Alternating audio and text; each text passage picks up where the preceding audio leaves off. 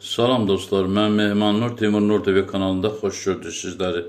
Dostlar, bugün dövrü cədvəlin, dövrü sistemin halogenlər qrupuna aid olan brom, xlor, flor və yod barəsində danışacağıq.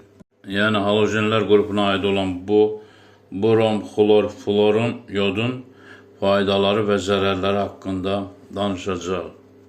Dostlar, Doktor Berg qeyd edir ki, 1948 onun araşdırmalarına, elmi araşdırmalarına əsasən 48-ci illərə qədər halogenlər qrupuna aid yod ancaq demək bütün sənaye sahələrində istifadə olunardı. Həmçinin tibb sənayesində, qida sənayesində və s. Lakin 50-ci illərdən sonra yod həyatımızdan çıxarıldı. Yerinə brom, xlor, flor əlavə olundu. Doktor Berg qeyd edir ki, elmi araşdırmalar sübut edir ki, brom, xlor, flor hər üçü toksikdir, insanların canlılara çox zərərlidir, zəhərlidir, xərçəng yaratma riski çox yüksəkdir. Beynəlxalq Xərçəng Araşdırmaları Agentliyi brom elementinin xərçəng yaratması ilə bağlı xüsusilə qeyd edir.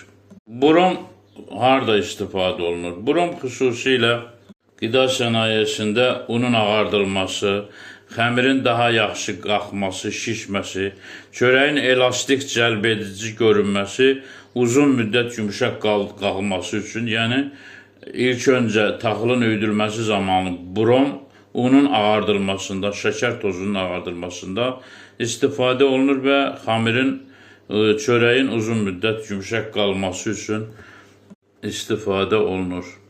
Brom çörək sənayesində, qənnad sənayesində şəkər tozunun, qəndin də ağ olması, şəkərin və çörəyin qar kimi ağ olması, cəlbedici olması üçün və brom kimyəvi maddə olaraq zəhərli və zəhərli olsa da, xərçəng yaratsa da demək hal-hazırda nədir?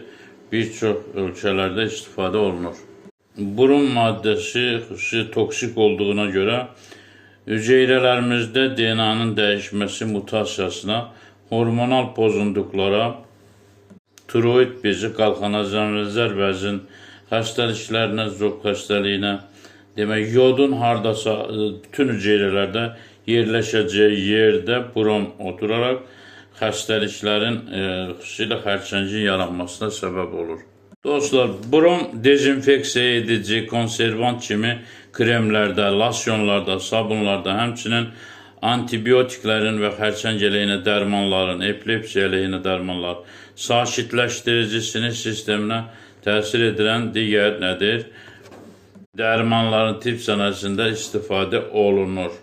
Brom, xlorun həmçinin alternativi kimi su təmizləmə, dezinfeksiya edici kimi, kimya sənayesində, boya maddələrinin hazırlanmasında, kənd təsərrüfatında alaq otları, zərərvericilərə qarşı istifadə olunur və zərərvericilərdən, həmçinin meyvə tərəvəzlərin uzun müddət saxlanması üçün, zərərvericilərdən qorunması üçün də nədir?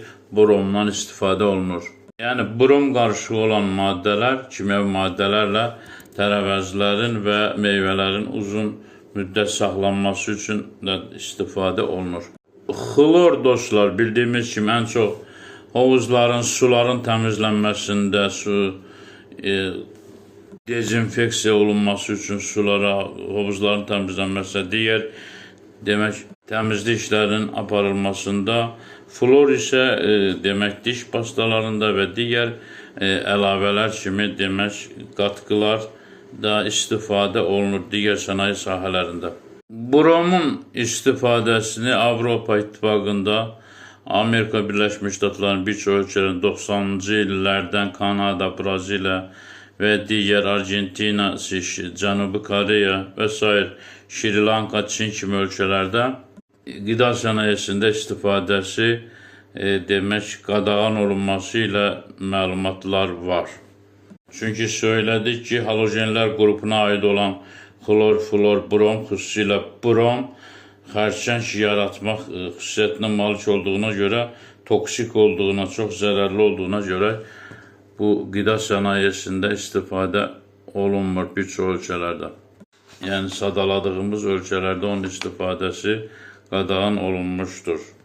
Yəni elmi araşdırmalar dostlar qeyd edir ki, kənd təsərrüfatı sənayesində, kimya sənayesində, qənnadi, çörək sənayesində, digər sənaye sahələrində demək bu xlor, flor, brom istifadə olunur.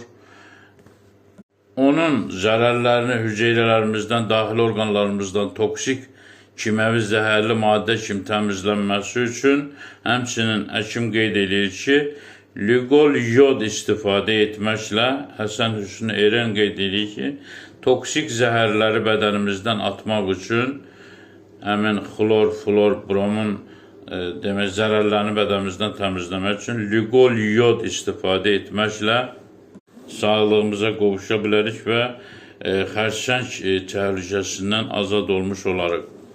Xərçəng təhlükəsindən azad olmaq üçün ondan əlavə dostlar, bu qidalar hansı ki saladarlıq, unun ağardılması, qəndin, şəkərin, suyun və s. təmizlənməsi, ağardılmasında çörək məmulatlarının xüsusilə demək elastik, cəlbedici, uzun müddət yumşaq qalması və çörəyin daha ağ, unun ağ olması üçün istifadəsi demək bu çörək ən çox istifadə olunan qida kimi dostlar.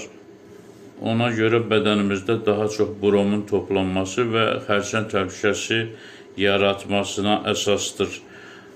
Ən yaxşısı bu qidaları az istifadə etmək və ən çox yod, lüqol yodu istifadə etməklə bu toksik zərərləri aradan qaldırmaq.